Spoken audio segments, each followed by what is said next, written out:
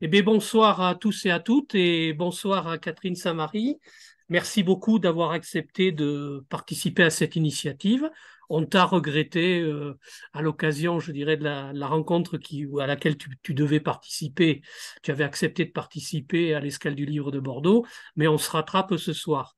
Donc, on t'avait invité à partir du travail que tu as commis avec d'autres acteurs et actrices dans un ouvrage qui a été publié par les éditions La Dispute sur la situation dans l'Est de l'Europe, caractérisée plus particulièrement par la guerre en Ukraine, l'invasion russe et toutes les questions que cela pose autour. Donc, merci beaucoup pour ta participation et je te passe tout de suite la parole, si tu en es d'accord. Oui, je suis tout à fait d'accord et merci de l'invitation. J'étais désolée de ne pas pouvoir venir et j'ai essayé, donc j'ai réussi à prendre le temps avant d'intervenir ce soir, d'écouter l'intervention, la longue intervention et très intéressante de Patrick Lehuaric, donc ce qui me permet d'une certaine façon d'une une intervention en dialogue en partie et de prendre en compte ce qu'il a dit, tout en...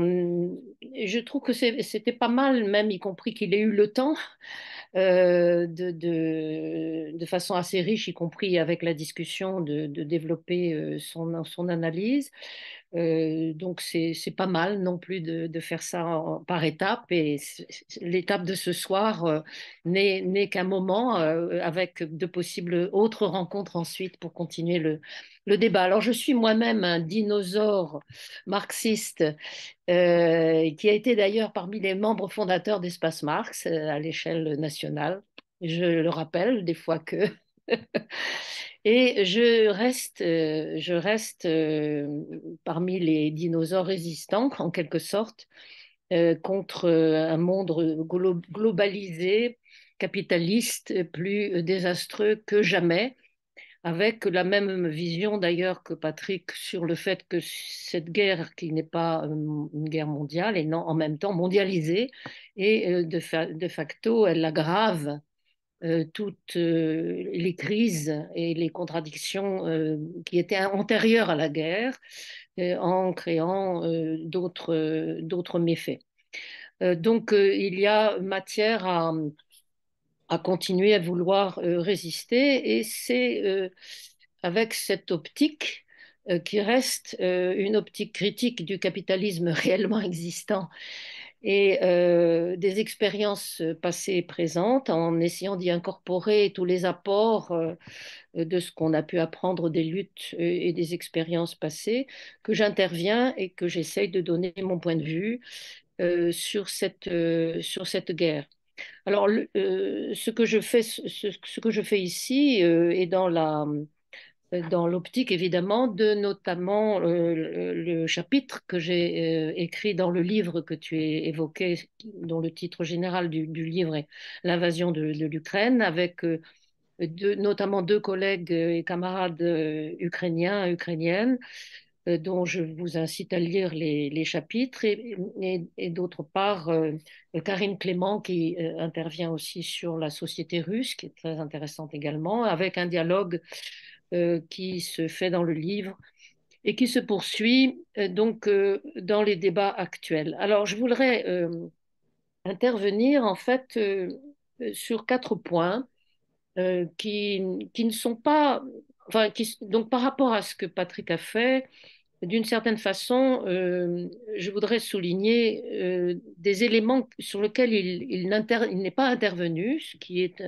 un complément d'éclairage et éventuellement de discussion, mais qui entre en... Et ce complément d'éclairage, je le mets sur la thématique globale de mon chapitre dans le livre évoqué, c'est-à-dire l'enjeu d'une lutte de libération nationale et des questions de droit d'autodétermination dans le contexte évolutif et conflictuel euh, auquel on a pu assister et avec toutes les complications de ce qu'est le monde actuel.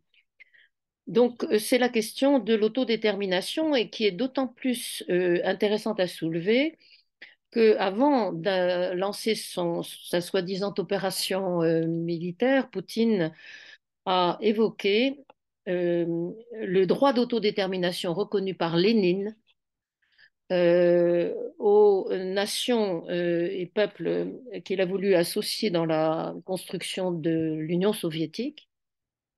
Et Poutine reprochait à Lénine d'avoir précisément intégré dans la constitution soviétique ce droit d'autodétermination, c'est-à-dire de la reconnaissance, y compris d'ailleurs, évidemment pas simplement de l'Ukraine, mais de tous les peuples constituants, et notamment aussi de la Biélorussie, et puis la fédération ensuite de Russie qui s'est décomposée en plusieurs États constituants de l'URSS. Et en fait, je voudrais pas. Donc, Poutine reprochait à Lénine d'avoir, lui, il dit, créé artificiellement une Ukraine indépendante. Et le chapitre sur lequel Anna Pérez-Roda, dans le livre auquel j'ai contribué, a écrit, est précisément est-ce que Lénine a créé l'Ukraine? Et elle est elle-même une Ukrainienne du Donbass, dans sa famille et de cette région-là. Et elle répond non à cette question, comme je réponds non à cette question aussi, et comme Lénine aurait répondu non, certainement. Mais c'est un point de vue très important pour ceux qui restent marxistes et convaincus des enjeux de construction d'une alternative au capitalisme, que de partir de ce que Lénine défendait, et je vous recommande à l'occasion de lire sur les archives les textes qui ont été publiés dans les archives marxistes sur les textes de Lénine, sur le droit d'autodétermination et la façon dont il le concevait. C'est important pourquoi? Parce que, évidemment, il ne l'abordait pas d'une façon abstraite, mais comme une condition pour une unité socialiste solide, une condition pour un pluriversalisme, comme tu évoquais avant qu'on commence, Dominique, une des notions actuellement utilisées, une condition pour que le rapprochement dans la construction d'une union avec des objectifs sociaux, politiques, économiques, relevant d'un projet, je dirais, socialiste communiste au sens riche, soit solide.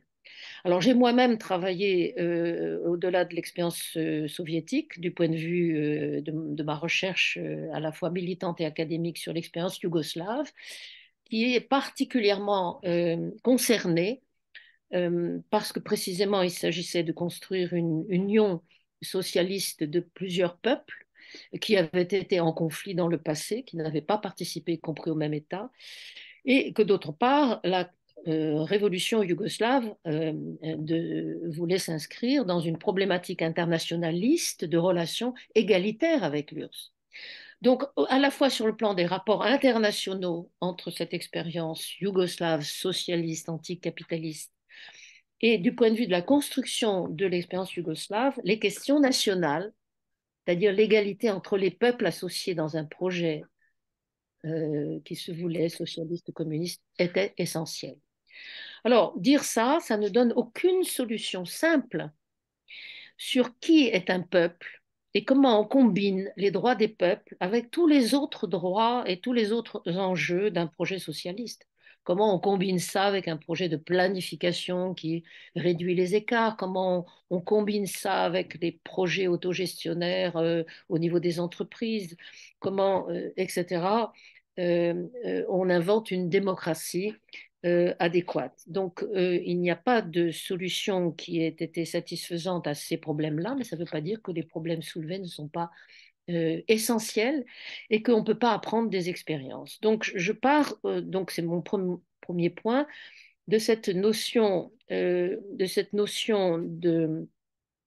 l'autodétermination de l'Ukraine, notamment dans la constitution soviétique, qui signifie aussi d'ailleurs que la dissolution de l'URSS s'est faite aussi par une réunion ad hoc en décembre 91, y compris des États membres de l'ex-Union soviétique et que on signait l'acte de dissolution de l'URSS de facto, Yeltsin pour la Fédération de Russie, mais aussi les représentants de l'Ukraine, de la Biélorussie et d'autres unions. Donc création de l'URSS, dissolution de l'URSS, supposé être des actes volontaires. Dire que c'était supposé être des actes volontaires n'implique pas un regard acritique sur la façon dont la dissolution s'est faite. Et ça fait partie précisément, je pense, d'un travail encore à faire, que de mettre à plat les conditions dans lesquelles, à la fois d'ailleurs, l'Union soviétique et l'ancienne Yougoslavie ont été dissoutes, et de quelle façon, quels sont les intérêts sociaux et politiques qui se sont imbriqués dans cet éclatement, et jusqu'à quel point, ou jusqu'à quel point les peuples, et d'abord et avant tout la population travailleuses, notamment de l'ancienne Union soviétique, comme d'ailleurs de l'espace yougoslave, jusqu'à quel point ils ont eu ou pas leur mot à dire véritablement. Donc, qui a décidé au nom de ces populations? Donc, autrement dit, reconnaître l'importance de la démarche pour la construction d'un projet socialiste et y compris, s'il est en crise, pour accepter sa dissolution, qu'il puisse y avoir un droit d'autodétermination, ne signifie pas que la mise en œuvre de ce droit soit simple et qu'elle ait été réalisée en pratique d'une façon transparente et simple. Mais c'est un point tout à fait essentiel sur lequel on sera amené à discuter. Alors, mon deuxième point relié à cette première remarque, quand on dit autodétermination de l'Ukraine, si je me place maintenant et si on se place au moment de la dissolution de l'URSS, 1991, donc qu'est-ce qu'on peut dire? Est-ce que l'Ukraine existe? Et quelle Ukraine?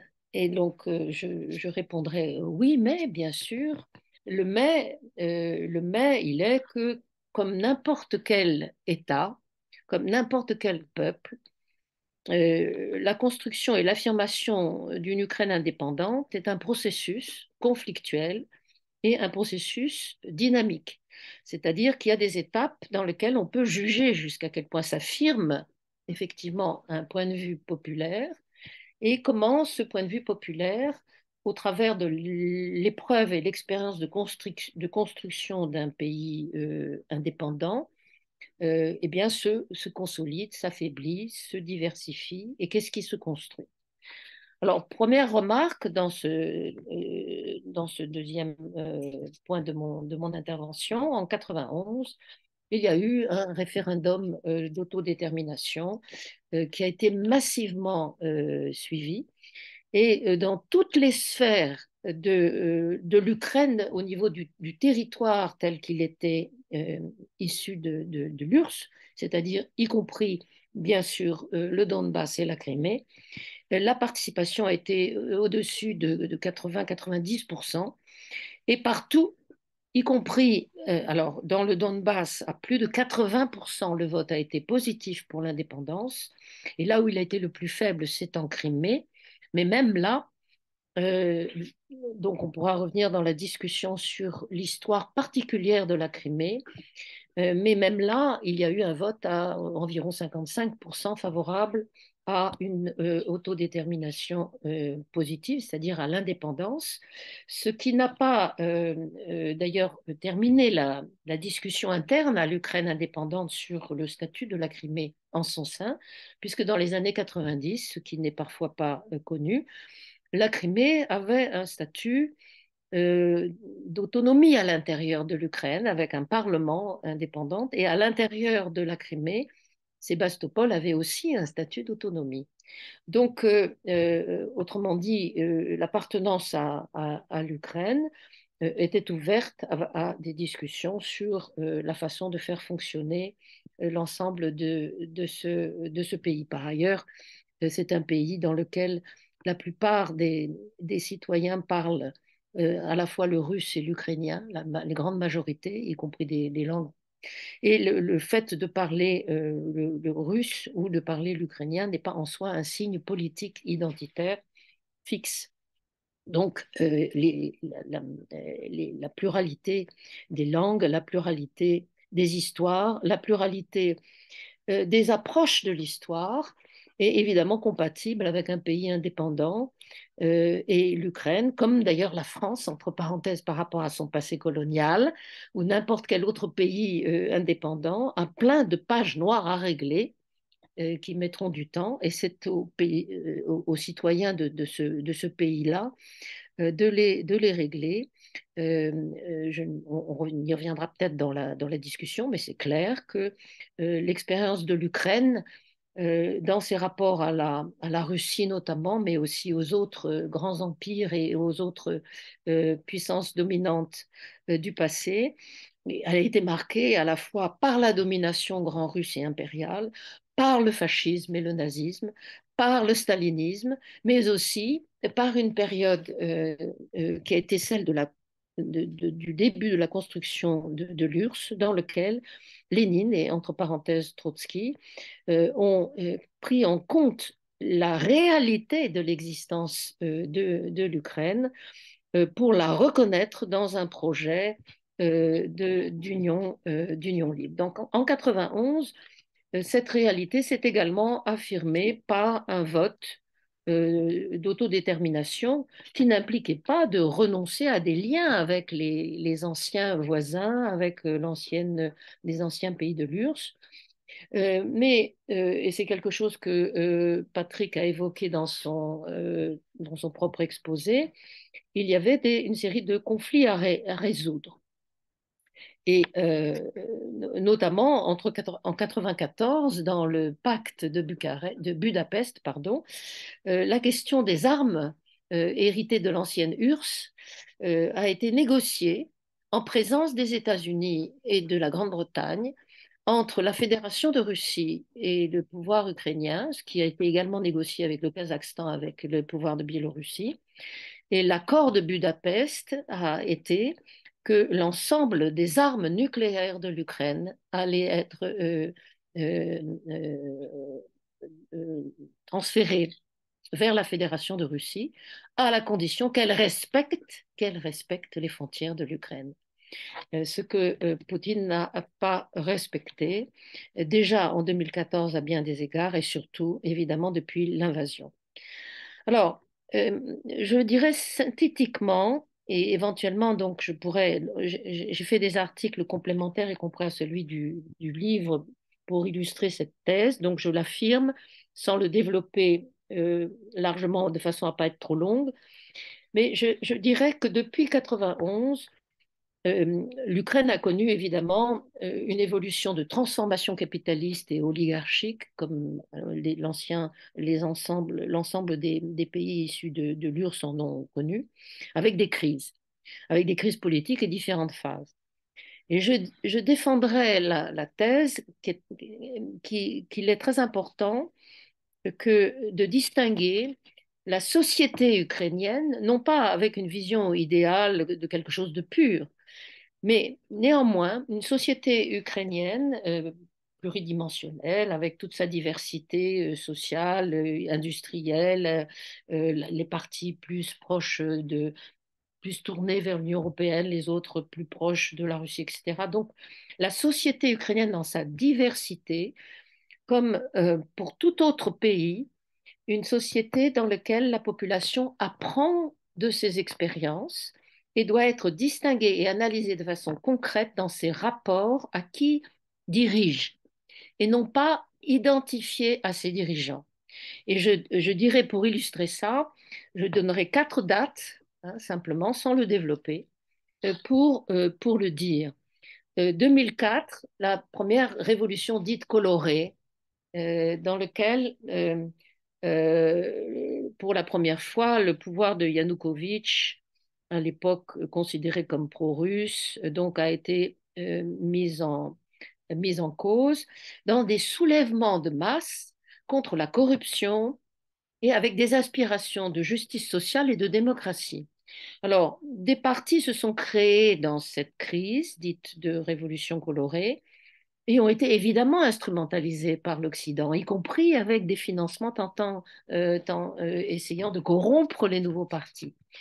Et- mais très rapidement, ces nouveaux partis se sont avérés, qui se sont proclamés démocrates et pro-occidentaux, etc., se sont avérés tout aussi corrompus que les autres partis, des partis politiques dits pro-russes, etc.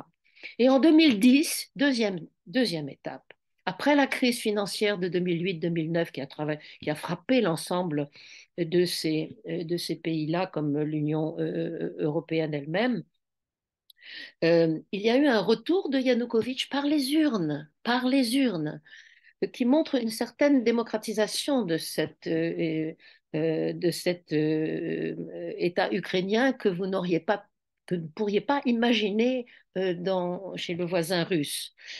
Yanukovych est revenu dans des conditions relativement démocratiques et sur la base d'une crise financière et économique très profonde et d'une certaine façon, d'une aspiration de la société ukrainienne à régler une crise économique profonde qui a provoqué une situation d'endettement extérieur, plaçant l'Ukraine dans une situation de pression extérieure de double euh, soumission.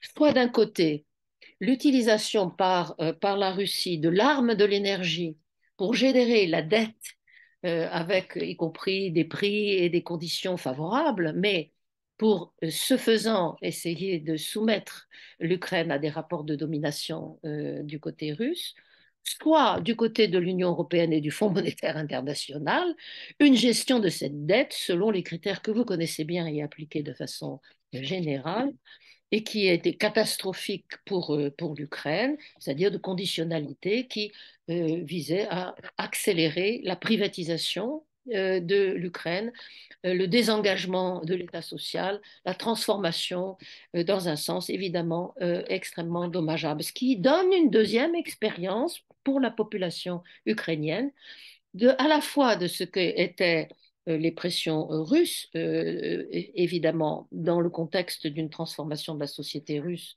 qui n'était pas forcément très attractive, mais aussi l'expérience du Fonds monétaire international et des pressions l'utilisation de la dette antisociale. Bon. Et Yanukovych a été élu sur la base d'un programme de compromis. Et jusqu'en 2014, 2013-2014, il a en réalité eu une politique sur le plan international d'hésitation entre le partenariat oriental que proposait l'Union européenne vers l'ensemble des pays qui étaient situés entre l'Union européenne et la Fédération de Russie, dont l'Ukraine, et puis de l'autre côté, la Fédération de Russie qui s'adressait au même pays pour essayer de consolider l'Union eurasiatique avec ses propres critères.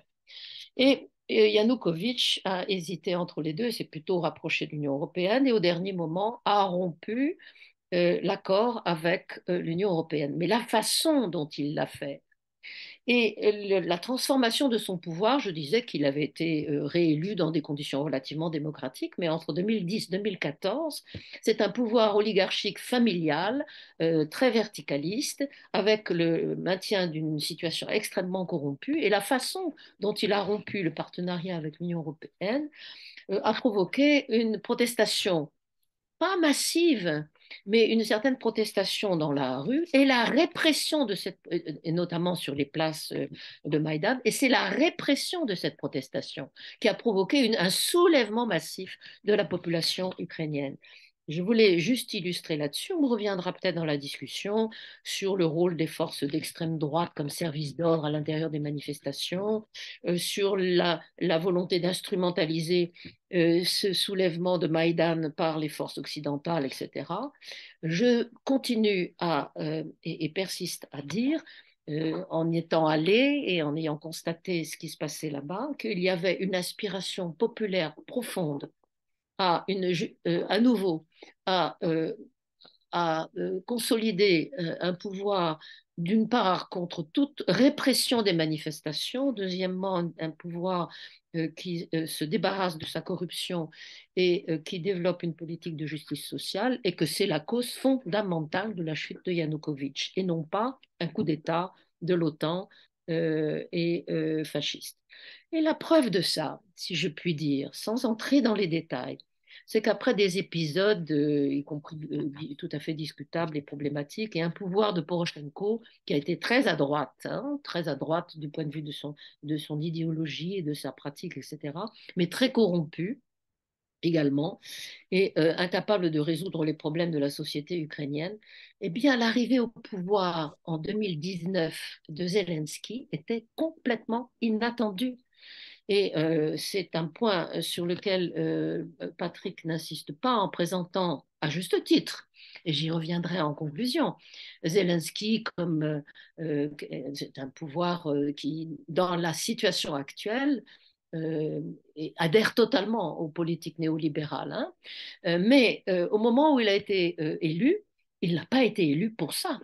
Il a été élu en 2019 contre la politique de Poroshenko, alors que celui-ci développait une logique, y compris très, très droitière à tout point de vue, avec une double promesse. D'une part, la résolution des problèmes de la corruption, il n'a pas réussi, mais il l'a promis. Et deuxièmement, la promesse d'essayer de résoudre les problèmes du Donbass de façon pacifique. Et ceci dans la bouche de quelqu'un qui était un juif russophone dans ses journées, et d'origine de la grande ville, cité minière, qui effectivement est un des bastions aussi du mouvement ouvrier ukrainien.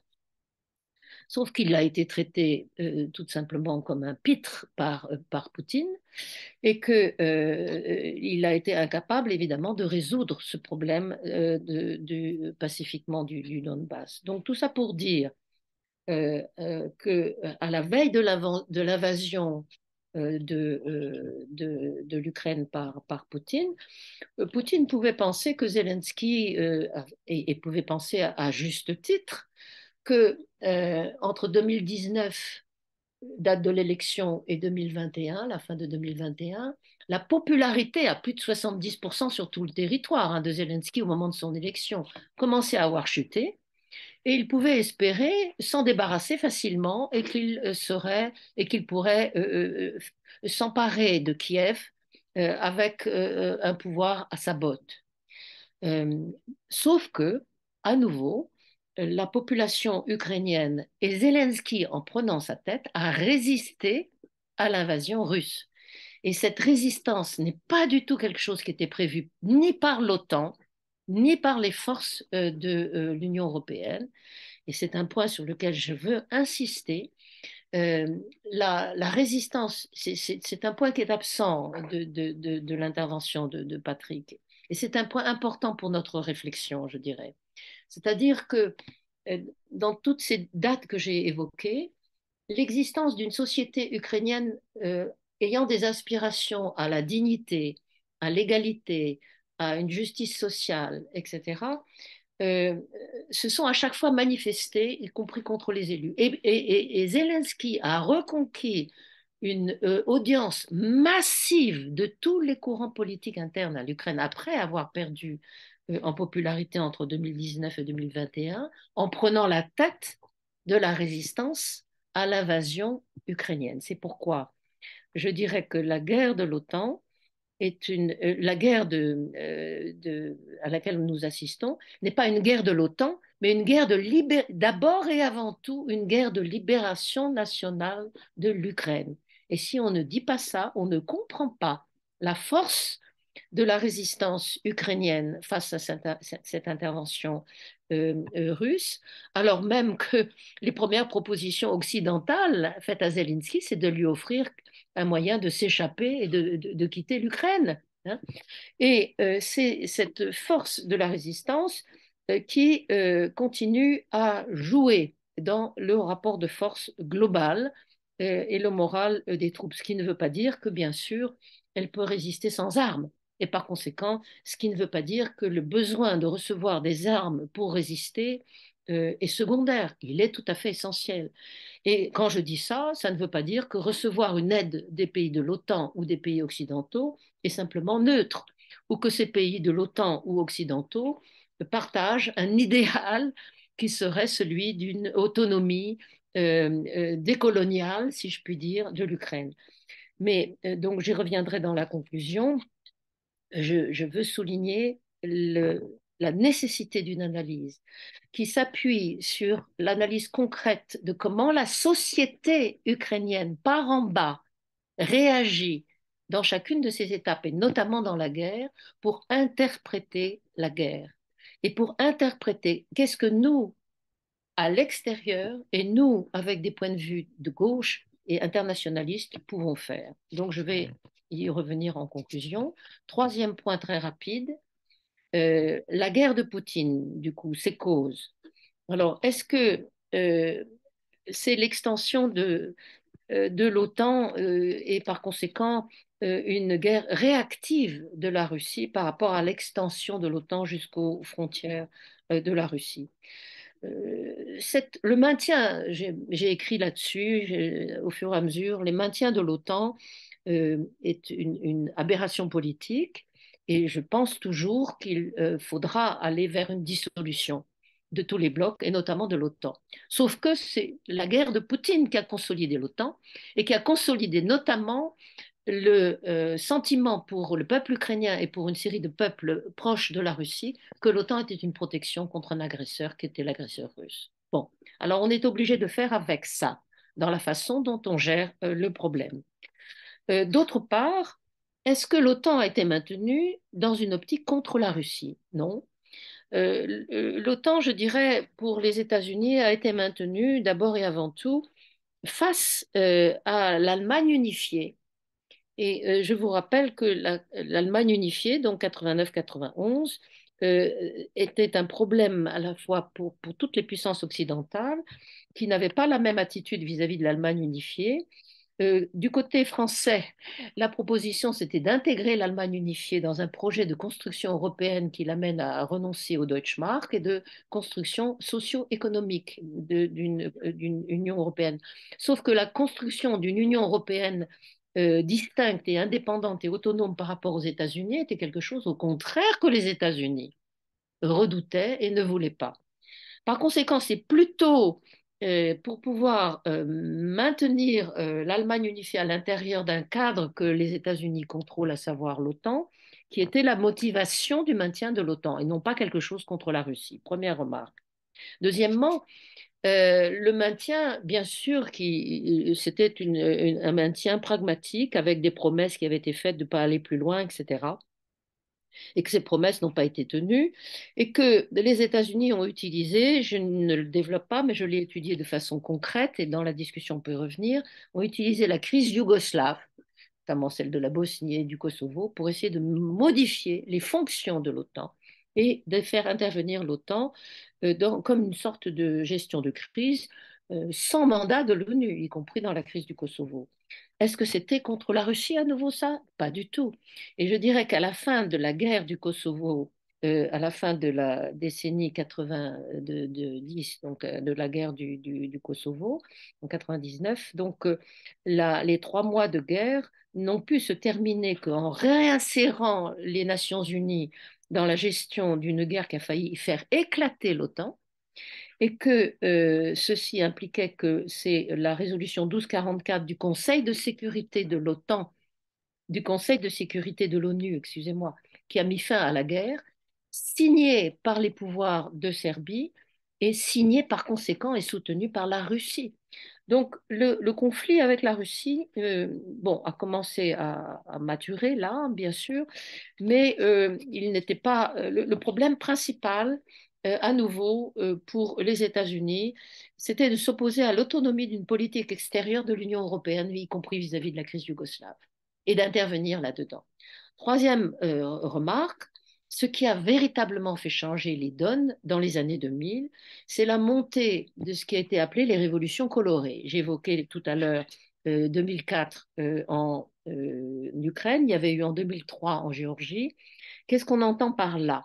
Et on pourrait commencer par 2000 avec la Serbie. on entend par là de vraies révolutions sociales, avec de mouvements sociaux contre la corruption et contre des pouvoirs oligarchiques et autocratiques en place, et avec donc une capacité, et ça a été le cas donc en 2004, à produire une crise politique face à des élections truquées, à des fraudes. Et à ce moment-là, Poutine a commencé à percevoir le danger pour lui-même, pour son propre pouvoir, de mouvements similaires de protestation contre la corruption, contre la situation socio-économique, contre le maintien d'un pouvoir autoritaire, etc. Et la possibilité, bien sûr, de l'instrumentalisation externe de ces mouvements-là par des forces occidentales. Sauf que il y a eu, et pour conforter ce que je viens de dire, effectivement, il y a eu un soulèvement de masse en 2011 dans la Fédération de Russie, lorsque Poutine a voulu, dans une nouvelle phase consolidée, une nouvelle étape de pouvoir continu dans la fédération après Medvedev, avec soulèvement social, économique extrêmement important, et que par conséquent, son optique d'essayer de contrer la possibilité de contestation interne devenait un objectif tout à fait important dans ses propres choix de transformation de son système, dans un sens de plus en plus autoritaire, de plus en plus répressif. Et la crise de Maïdan est intervenue là-dedans, en 2014. Et Poutine a utilisé la crise de Maïdan en récupérant la Crimée, ce qui n'a pas trop posé de problème concernant la Crimée, parce que la situation de la Crimée était un peu distincte de celle du Donbass. Il a pu récupérer la Crimée sans qu'il y ait véritablement de conflit ouvert. Et ça a été quelque chose qui a été accepté au niveau occidental tout en étant condamné. Et ça a provoqué une réaction de soutien nationaliste très fort en Russie. Et donc, Poutine a pensé que euh, euh, en 2021-2022, il pourrait relancer quelque chose d'analogue à la récupération de la Crimée dans l'invasion de l'Ukraine en provoquant à nouveau un espèce de réflexe nationaliste dans la population russe pour le soutenir, comme la population l'avait soutenu au moment de la Crimée. Et c'était donc une façon d'essayer de consolider son propre pouvoir. Donc je dirais que les causes de la guerre sont, un, la volonté de consolider son propre pouvoir en espérant provoquer un réflexe nationaliste analogue à celui qui s'est manifesté en Russie au moment de la Crimée.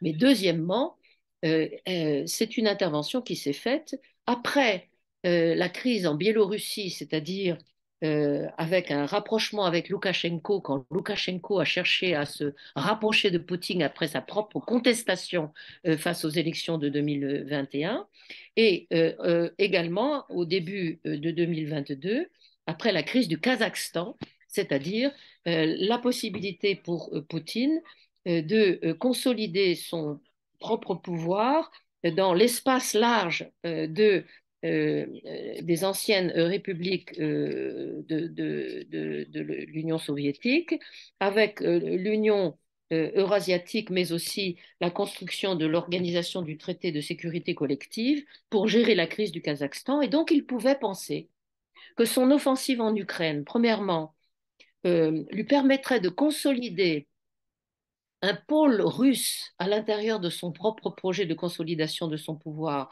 avec Biélorussie, Russie et Ukraine. Deuxièmement, de consolider l'organisation du traité de sécurité collective avec le Kazakhstan au même moment où l'OTAN connaissait une crise majeure après son départ de l'Afghanistan.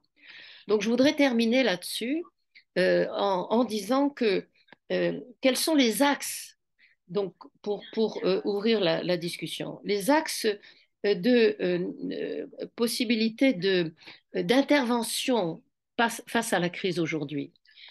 C'est d'une part la possibilité de s'appuyer sur les aspirations profondes de la population ukrainienne à une justice sociale et et à des rapports égalitaires, c'est-à-dire décoloniaux.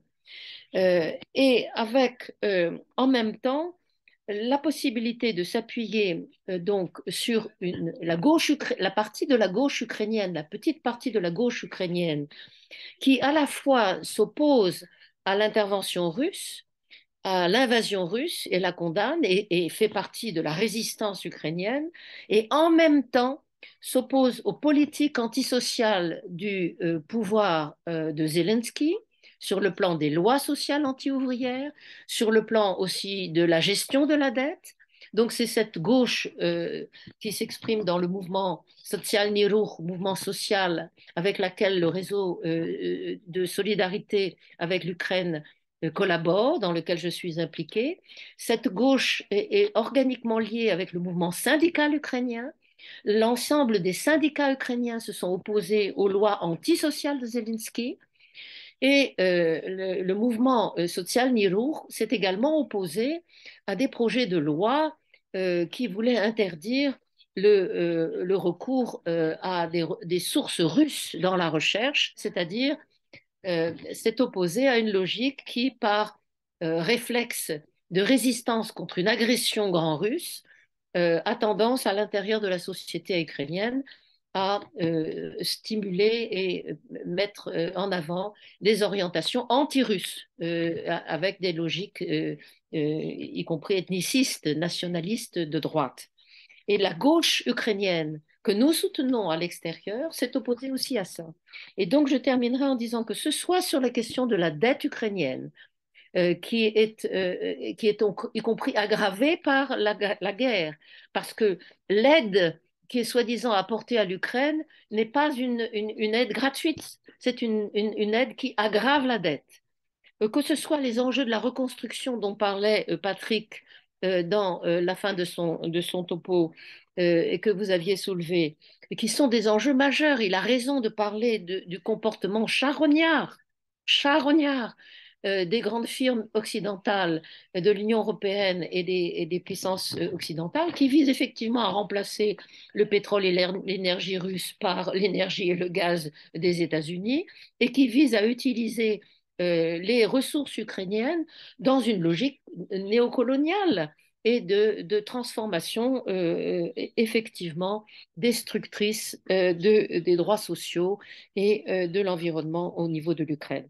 Ça, c'est le point d'appui très très fragile, très faible, mais sur lequel nous avons dans notre réseau pu établir des convois syndicaux vers l'Ukraine avec un front syndical de tous les syndicats français, y compris malgré leurs désaccords sur les problèmes de l'armement, mais qui ont été d'accord pour aider la résistance ukrainienne sur le plan financier, sur le plan de l'énergie.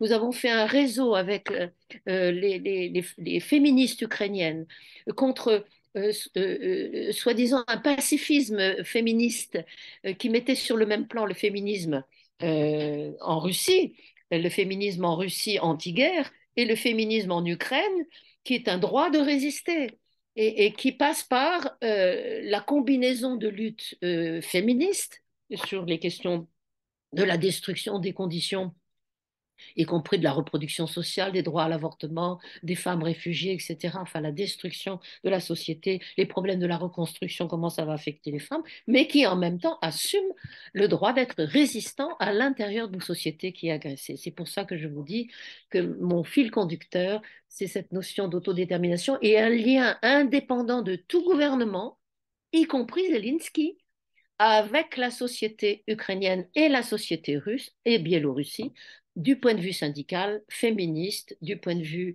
de tous les réseaux qui s'entraident par en bas et qui préparent des conditions de résistance à une reconstruction qui serait néolibérale. Bon, j'arrête là-dessus. Excusez-moi d'avoir été trop longue. Merci beaucoup, Catherine. Non, non, tu n'as pas été trop longue. Tous les éléments que tu nous as fait partager sont passionnants. Est-ce que tu as avant de demander à Vincent là, de poursuivre un petit peu le dialogue, est-ce que tu as des éléments sur, comment dire, en Russie, des forces qui s'opposent justement à la politique de Poutine et qui peuvent aussi aider d'une certaine manière à avancer vers un chemin de sortie de crise. Donc, euh, nous avons toutes les semaines des discussions dans notre réseau ukrainien dont la plateforme est à la fois donc le lien avec la société ukrainienne et la résistance sociale et avec tous ceux qui, en Russie, s'opposent à la guerre, quelle que soit leur idéologie. C'est-à-dire, nous ne faisons pas d'illusions. Il peut y avoir ceux qui fuient la guerre ou ceux qui s'opposent à la guerre sans pour autant soutenir des rapports égalitaires avec l'Ukraine et la résistance ukrainienne. Mais nous considérons effectivement que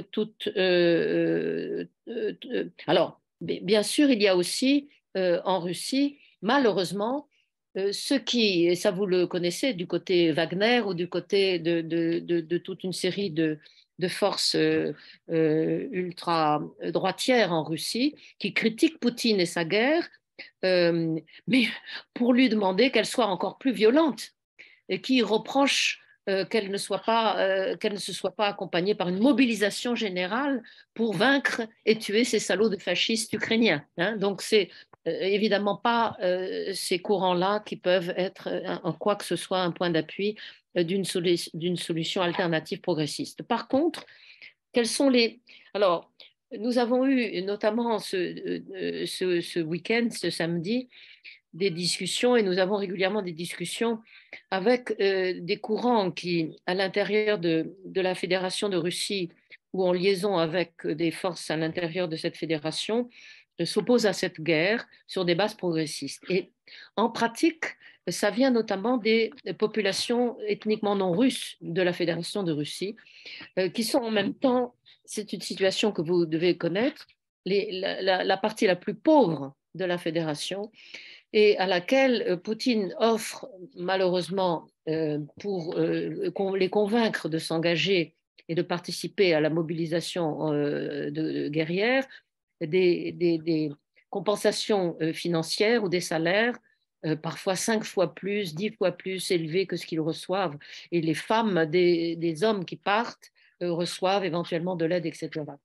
Ce qui veut dire qu'il n'est pas facile de résister à ça. Malgré cela,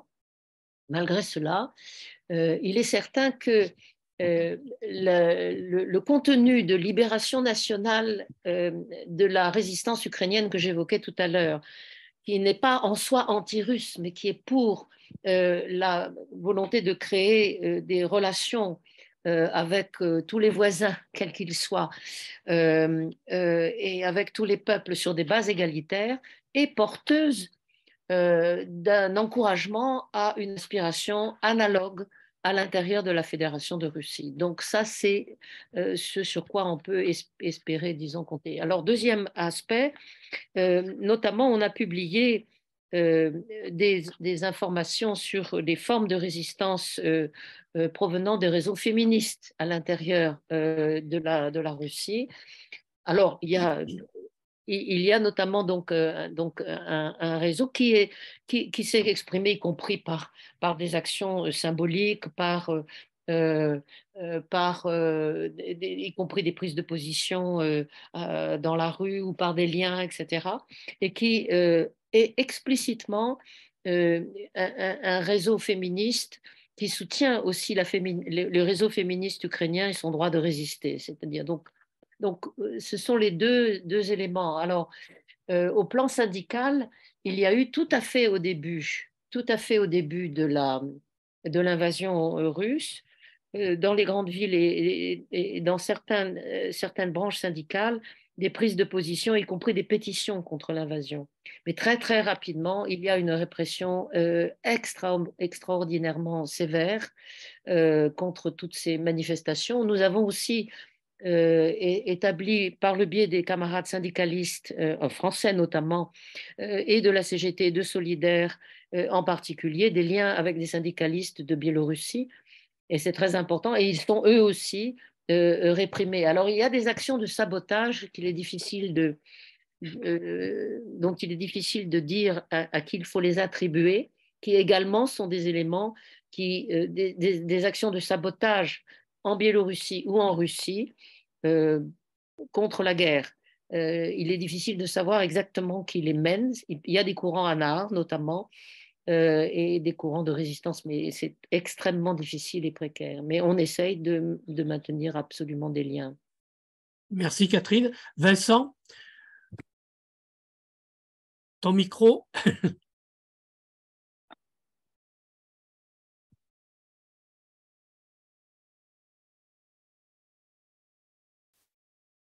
Et pour les autres, si vous souhaitez intervenir ou poser une question, vous avez la possibilité d'utiliser l'onglet réaction qui vous permet de lever la main et je vous passerai la parole, bien entendu. On m'entend là? Voilà, très bien, Vincent, c'est bon. Donc, j'aurais une myriade de questions, mais certaines peuvent être, comment dirais-je, l'occasion de réponses très brèves, j'en suis sûr. Bon, la première, c'est que dans l'ouvrage dont je recommande la lecture, l'ouvrage collectif auquel a participé de façon ô combien solide Catherine, dans l'ouvrage, il y a un débat qui est présenté à la fin et dans lequel j'ai remarqué, on peut remarquer l'absence notoire, au moins notoire et totale, d'un des participants du débat. Alors, est-ce que c'est lié à des raisons techniques ou est-ce que c'est lié à une divergence de fond par rapport aux 4 autres intervenants? Ça, c'est ma première question. Je pense qu'on peut y répondre rapidement. La deuxième, je trouve que tu proposes une triangulation, Catherine, très, très simple, qui permet peut-être d'y voir plus clair sur les rapports de force et que tu évoques dans ton intervention, notamment, je crois, à la page, je l'avais noté à la page 56, hein, un triangle analytique. Peut-être que tu pourrais y revenir si tu penses que cette proposition d'approche de l'analyse de la situation est encore valable. Donc ça, c'est un deuxième point. Troisième point, évidemment, nous n'avons pas du tout évoqué et vu évoquer dans ton intervention les questions des interventions possibles internationales pour trouver une solution à la situation. Et je pense, outre la Turquie, avec toutes les guillemets qui s'imposent, au Brésil et à la Chine et aux possibilités, alors non pas de prendre la place du peuple ukrainien, mais de contribuer à créer les conditions d'une paix rapide qui ne soit pas n'importe quelle paix, bien sûr. Enfin, rapide de façon très, très relative. Je l'imagine bien et je pense qu'on ne peut pas faire autrement que de l'imaginer. Ensuite, il y a aussi la question, des langues et de l'usage des langues en Ukraine, et évidemment de l'usage du russe, de l'usage de l'ukrainien, et la question de la culture et de l'attitude à avoir par rapport particulièrement aux artistes russes et de la question qui peut se poser d'une attitude sectaire et non ouverte. Comment être à la fois très ferme vis-à-vis des artistes russes qui s'infèrent totalement au régime poutinien et être extrêmement ouvert à tous ceux qui, d'une manière ou d'une autre, sous une forme artistique, résistent. Eh bien, Catherine, Génial. Bon, mais je ne veux pas être trop longue, donc, mais c'est très. Merci beaucoup pour toutes ces questions passionnantes, compliquées, intéressantes. Bon, voilà. Alors, d'abord, effectivement, je peux répondre assez vite pour la première question. D'une part, le livre a été d'abord discuté. Effectivement, donc je précise pour ceux qui ne l'ont pas sous les yeux ou qui ne l'ont pas lu. Donc, il y a effectivement un statut différent, tu as raison de le supposer, et je crois que c'est dit pourtant explicitement, un statut différent de Tony Wood et des quatre autres. Parce que les quatre autres, c'est Karine Clément, mais donc Gorbache, Denis Gorbache, Anna Pereroda et moi-même, qui sommes tous les quatre impliqués dans le réseau Solidarité Ukraine et travaillons depuis longtemps sur les questions de l'Ukraine avec différents bons.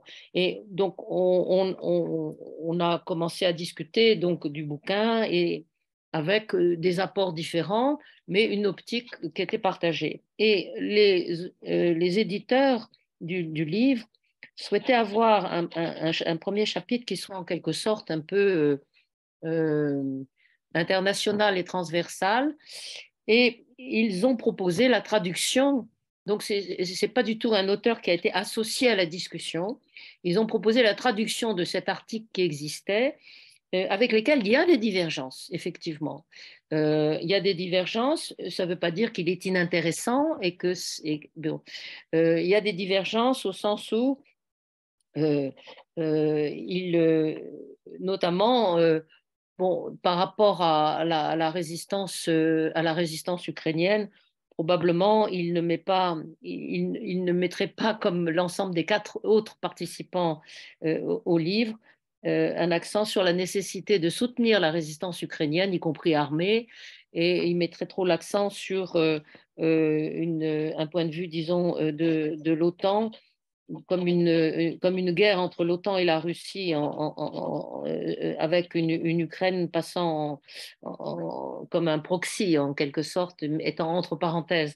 Enfin, en tous les cas, nous sommes tombés d'accord avec les éditeurs que c'était intéressant de publier et que le débat était légitime. Et dans la dernière partie, de pouvoir exprimer explicitement notamment c'est le cas de Anna et de ma propre personne, nous avons exprimé d'une part des discussions transversales entre nous et aussi quelques éléments de discussion avec l'article de Wood. Donc c'est parce qu'effectivement, il n'a pas eu le même statut dans la construction du livre. Voilà. En ce qui concerne la triangulation, oui, donc pour ceux qui n'ont pas lu l'article, effectivement, donc je proposais à propos de une analogie dans l'approche de deux cas de figure qui sont en même temps différents, mais avec des points communs. J'ai traité le conflit concernant l'ex-Yougoslavie, et notamment du Kosovo. La question du Kosovo soulevait là aussi un problème d'autodétermination des peuples. Comme la question ukrainienne, sauf qu'avec un statut différent, parce que l'Ukraine est un État indépendant et reconnu internationalement. Le Kosovo, ce n'était pas le cas. Il était une province de... Bon, donc ce n'est pas exactement la même chose, mais même si ce n'est pas le même statut, j'ai défendu dans mon analyse de l'expérience yougoslave, depuis les années 60, qu'une des faiblesses de la construction de la Yougoslavie, c'était le statut différent des Albanais à l'intérieur de la Yougoslavie par rapport au peuple slave. Et les Albanais du Kosovo réclamaient un statut équivalent. Ils sont plus de 2 millions, plus nombreux que les Monténégrins, qui ont un statut de peuple constituant et eux ne l'avaient pas. Donc j'ai toujours soutenu en 68 et après, et donc dans la crise yougoslave dans les années 80, comme légitime la revendication égalitaire albanaise d'avoir un statut égal aux autres peuples. Et entre parenthèses, certains Albanais du Kosovo, comme Adem Demaci, qui était un des résistants, proposaient une confédération, une espèce de Balkanie, y compris après la crise yougoslave, pour essayer de créer un cadre qui aurait permis à la fois aux populations albanaises de se retrouver ensemble, mais avec un statut égal avec d'autres peuples slaves notamment. Et je pense que dans l'histoire yougoslave, il aurait été plus favorable de traiter de façon égale tous les peuples en créant une confédération balkanique. Et c'est ce que Tito avait espéré faire et le conflit avec Staline ne l'a pas permis. Autrement dit, pour revenir à mon approche triangulaire, quels que soient les dirigeants du Kosovo, dirigeants politiques, et il y en a eu plusieurs, et quel que soit leur choix d'alliance, il y a une vraie question albanaise à résoudre. Bon, donc, je considérais qu'il y avait dans la question du Kosovo un triangle qui est avec la base, le peuple albanais du Kosovo, comme le peuple ukrainien, hein, à la base, avec l'analyse concrète de la façon dont il s'organise, de la façon dont il lutte, de la façon dont il défend son autodétermination, mais sans assimiler cette façon-là à un seul choix, c'est-à-dire sans considérer que parce qu'il fait appel à l'OTAN, par exemple, il devient un pion de l'OTAN. De la même façon que le fait que l'Ukraine, la population ukrainienne demande de l'aide des pays qui sont membres de l'OTAN ne veut pas dire qu'ils sont des pions de l'OTAN. Et d'ailleurs, l'OTAN pourrait ne pas exister et on pourrait y avoir, il y a dans le monde des peuples qui ne font pas partie et des pays qui ne font pas partie de l'OTAN et qui peuvent donner de l'aide à l'Ukraine. Autrement dit, l'aide à apporter à un peuple à un moment donné doit être le produit d'une analyse concrète. Mais donc, dans le triangle, je disais qu'il y a le Kosovo, le peuple avec son autodétermination, les puissances occidentales qui instrumentalisent le conflit et qui voient leur intérêt à un moment donné de s'allier, par exemple avec l'UÇK, c'était l'armée de libération du Kosovo, qui avait été considérée comme terroriste jusqu'en 98, puis tout à coup qui est réinsérée dans le processus de négociation. Et puis, en l'occurrence, en ce qui concernait la Yougoslavie, c'était Milosevic. Milosevic, dont le pouvoir de nuisance n'a rien à voir avec celui de Poutine, hein, au niveau international, mais qui, au niveau local, au niveau, y compris d'un projet alternatif, si vous voulez, alternatif socialiste dans l'espace balkanique, etc., était une catastrophe, une catastrophe. Et donc, je disais qu'il y a donc des choix d'alliance et de conflits, et à l'intérieur de la population albanaise du Kosovo, Ibrahim Rugova a eu des choix qui étaient différents de celui de l'UÇK, c'est-à-dire l'armée de libération. Donc, je dis qu'il y a un triangle avec des alliances évolutives et des choix évolutifs des différentes composantes qu'il faut analyser concrètement dans le temps. Et je dirais pour l'Ukraine, c'est la même chose. Donc il y a effectivement une base qui est l'autodétermination de ce peuple, avec un double enjeu de relations internationales et avec des choix d'alliance et de conflits qui évoluent dans le temps. Je vous ai dit qu'en 2014, par exemple, bon, entre 2010 et 2014, Yanukovych, quand il avait été réélu, avait une politique d'hésitation entre les deux, des liens avec la Russie. Et si vous regardez le commerce extérieur de l'Ukraine, il y avait d'ailleurs un tiers vers l'ex-URSS, un tiers vers l'Union européenne et un tiers vers la Chine, etc. Donc, autrement dit, quand je parle de triangulation, je dirais qu'il faut une analyse concrète de l'évolution des relations entre, d'une part, un peuple qui lutte pour son autodétermination, et puis les puissances extérieures en conflit elles-mêmes, mais aussi avec des relations. Par exemple, Milosevic a été considéré comme un allié des puissances occidentales dans la gestion des conflits yougoslaves. Donc Milosevic n'était pas simplement un adversaire de l'Union européenne, il était un allié de l'Union européenne. Bon. Et de même, en ce qui concerne la Russie et l'Occident, eh bien, si vous regardez l'attitude de Macron ou des puissances allemandes, par rapport à Poutine, c'est pas la même que les États-Unis de Biden, et c'est pas la même non plus. Bon, donc autrement dit, dans le triangle qui serait l'Ukraine d'un côté, les puissances occidentales de l'autre, et puis la Russie, les puissances occidentales sont avec la Russie dans un rapport qui n'est pas simplement, et là je rejoins ce que disait d'ailleurs dans la discussion Patrick, on n'est pas dans la guerre froide avec une opposition de système, c'est des conflits intercapitalistes et avec des évolutions de choix d'alliance et de rapprochement, des intérêts financiers, des intérêts énergétiques qui ne sont pas les mêmes selon les puissances concernées. D'où ce qu'il avait souligné dans la discussion que vous avez eue, à juste titre, c'est sur le fait que Biden préférait s'appuyer sur les pays d'Europe centrale et orientale pour créer une OTAN orientale plutôt que de s'appuyer sur la France et l'Allemagne, qui ne sont beaucoup moins fiables, entre guillemets, pour Biden dans les rapports internationaux. Donc, oui, il y a des éléments de triangle à la condition de considérer que la base, c'est l'analyse de la société, de la population qui essaye de se battre pour des aspirations de justice sociale et de rapports égalitaires. Et ensuite, les rapports internationaux avec des éléments conflictuels qui pèsent sur les soi-disant aides ou l'intervention sont à analyser de façon évolutive, concrète et pas du tout figée. Et je rejoins aussi ce que disait Patrick sur le fait qu'il y a un opportunisme et une évolution. Qu'est-ce que la Turquie là-dedans, hein? Bon, alors, donc, sur le plan international, ça m'amène au troisième point. Je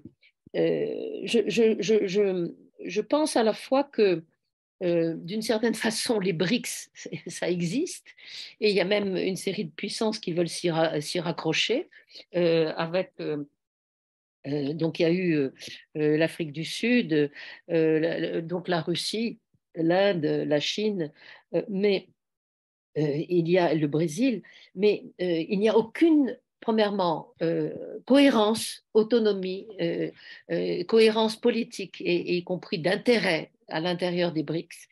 Et d'autre part, si vous regardez notamment l'Inde, bon, et les pouvoirs absolument réactionnaires qui la dominent aujourd'hui, donc, et si vous voyez y compris le pouvoir de la Chine et ce qu'est la Russie, donc l'idée qu'on pourrait s'appuyer sur les BRICS comme une alternative à l'impérialisme occidental est une impasse. Je pense que c'est une impasse. Ça ne veut pas dire qu'il ne faut pas s'intéresser aux contradictions et à l'évolution de l'économie monde et à la montée de ce qu'expriment en partie les BRICS et de ce que Patrick soulignait à juste titre, le fait que Poutine et d'ailleurs aussi la Chine essayent de consolider leur poids international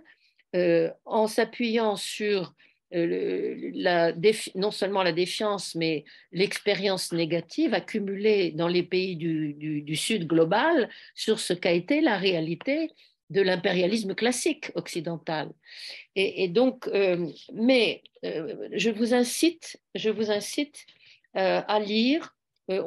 Si vous avez du mal à le trouver, je pourrais vous envoyer les liens, à lire ce qui a été publié notamment par une communiste féministe indienne, Kavita Krishnan, qui s'est opposée à la façon dont à l'Occident, toute une partie de la gauche occidentale pense pouvoir s'appuyer sur notamment l'Inde par exemple, ou un certain multilatéralisme pour défendre une position de soi-disant neutralité dans le conflit. Et elle montre qu'en réalité, derrière la neutralité, il y a de l'opportunisme, un opportunisme à géométrie variable et qui s'efforce de présenter ce que fait Poutine, l'Occident comme étant un ennemi, mais en rejetant de l'Occident, non pas simplement une politique réactionnaire, impérialiste et capitaliste, parce qu'ils mènent la même chose, mais en rejetant, y compris les valeurs, entre guillemets, féminisme, LGBT, et y compris les éléments de démocratie qui sont en même temps tout à fait bafoués par les puissances occidentales dès qu'elles sont confrontées à des mouvements sociaux. Donc, autrement dit, je dirais qu'il n'est pas impossible, bien sûr, de s'appuyer et d'espérer que les puissances comme la Chine ou le Brésil seraient amenées à proposer une espèce de conférence pour la paix, entre guillemets, dans lequel il pourrait y avoir des négociations, mais qui n'aboutiraient à rien si ça se passe par-dessus le peuple ukrainien, d'une part, et d'autre part, si ça accepte l'invasion de la Russie comme un état de fait. Et par conséquent, des conférences pour la paix qui ne commencent pas par dire le retrait des troupes russes et l'arrêt de l'agression russe, c'est pas la paix, c'est une impasse. Alors en plus, et qui demanderait au peuple ukrainien de renoncer à résister, comme si la résistance ukrainienne était une obéissance à simplement l'OTAN. Et là, je pense il y a des débats hein, et des désaccords, je crois. Donc, autrement dit, oui à l'idée qu'il faut pouvoir jouer sur des contradictions interimpérialistes, intercapitalistes et espérer élargir des marges de ce point de vue-là de résistance. Et ce n'est pas par hasard si Zelensky est intéressé à avoir une négociation et à des discussions quand même avec la Chine. Hein. Mais en ce qui concerne, je dirais, ce que nous, entre guillemets, sommes, c'est-à-dire nous, citoyens, militants, et non pas qui sommes à l'extérieur.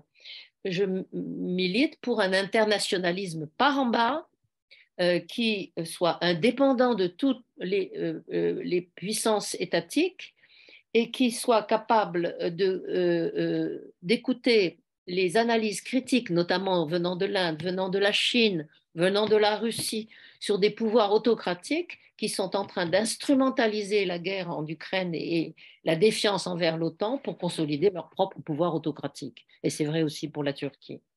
Donc, restons indépendants et par contre, développons effectivement, et ça c'est ce que je vous signale, que c'est à l'ordre du jour de nos camarades, je parlais de l'organisation, la toute petite organisation sociale, mouvement social avec lequel notre réseau collabore en Ukraine avec les syndicalistes, les féministes, les Roms, les LGBT, etc. Ils ont à l'ordre du jour comme campagne de montrer que les batailles de l'Ukraine sur l'annulation de la dette sont des batailles plus universalisables. Deuxièmement, que les batailles qui mènent sur la reconstruction de l'Ukraine contre les politiques néolibérales sont également universalisables. Et troisièmement, de mettre à l'ordre du jour, et ils le font de façon concrète, les liens entre leurs propres combats et les forces de résistance à l'intérieur des pays du Grand Sud contre l'OTAN, contre l'Occident, etc. Donc la création par en bas de ça nous aiderait à avoir aussi une alternative à proposer. Et je termine sur les langues. C'est une affaire compliquée. J'étais donc à deux reprises là, pendant la guerre. J'étais donc en Ukraine. La première fois à Lviv, avec notre délégation, on a rencontré les camarades donc syndicalistes, féministes, etc. C'était au tout début de la guerre. Et puis en septembre, et là, j'étais à Kiev et j'ai discuté avec les camarades en tête à tête, ce qu'ils peuvent parfois difficilement exprimer publiquement parce qu'ils sont sous pression de la guerre, etc. Il y a incontestablement des attitudes. Je sais, vous avez peut-être cette expérience. Moi, quand il y a eu la Seconde Guerre mondiale et quand il y a eu la lutte contre le fascisme et contre l'Allemagne notamment, il y avait y compris toute une partie de la gauche qui avait un discours à chacun son boche. C'était le discours, y compris du PC, et un discours non pas donc contre le fascisme, mais contre les Allemands. Bon. Donc, il y a incontestablement en Ukraine aujourd'hui euh, des sentiments qui passent continuellement d'une posture de critique d'une politique grand russe, de domination russe coloniale, hein, d'une critique de la politique de Poutine, à une critique de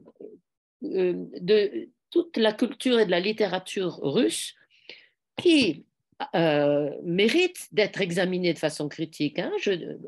C'est vrai aussi quand on réfléchit en France y compris les héritages, entre guillemets, les héritages néocoloniaux, y compris de la politique coloniale française, et y compris dans notre littérature et dans la façon de traiter des populations racisées en France, hein, quand elles ne sont pas blanches. Bon.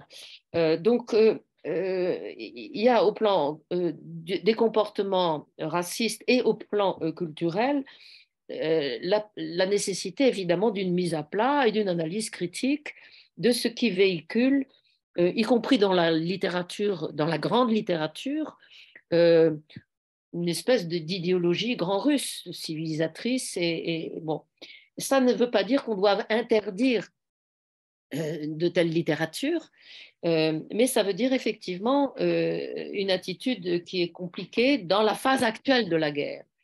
Et par rapport à des artistes, moi j'ai accueilli chez moi il y a peu de temps deux jeunes Russes qui avaient fui la guerre, dont un qui était peintre et qui avait exposé sa peinture à Paris.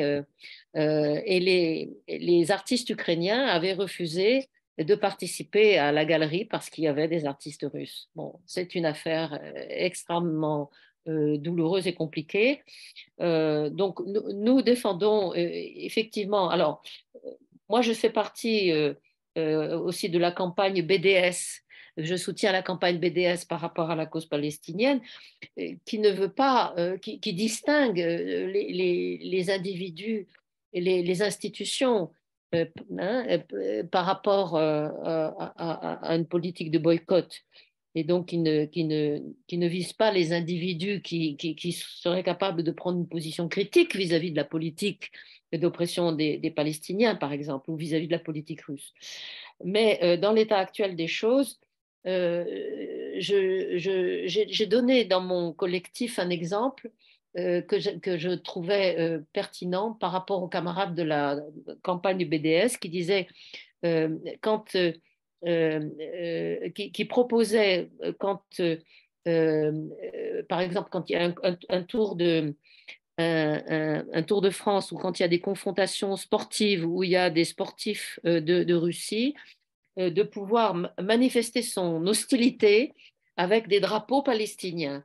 Et je dirais que je serais vraiment très, très favorable de pouvoir mettre en avant à la fois un drapeau palestinien, un drapeau ukrainien dans les manifestations culturelles et artistiques, parce que ça permet à la fois de soutenir la cause de la résistance ukrainienne et en même temps de critiquer, y compris dans la politique de Zelensky, ce qui se tourne du côté d'Israël et non pas des Palestiniens dans l'identification. Et donc d'avoir une attitude critique, y compris sur ces éléments de la politique extérieure du pouvoir ukrainien. Alors je souligne, pour terminer, que la population qui se trouve en zone occupée en Ukraine, je pense, doit faire l'objet d'une attention particulière et dans une situation absolument dramatique. Et il y a une action qui a été menée, qui a été discutée ces jours-ci, des syndicats d'infirmières, par exemple. Les infirmières qui sont dans le Donbass, confrontées à une politique oppressive et répressive russe, qui les oblige, si elles veulent mener leur activité en tant qu'infirmière, mais ce serait le cas aussi ici, en tant qu'artiste, ce serait le cas aussi dans une école, de prendre le passeport russe, qu'est-ce qu'elles doivent faire?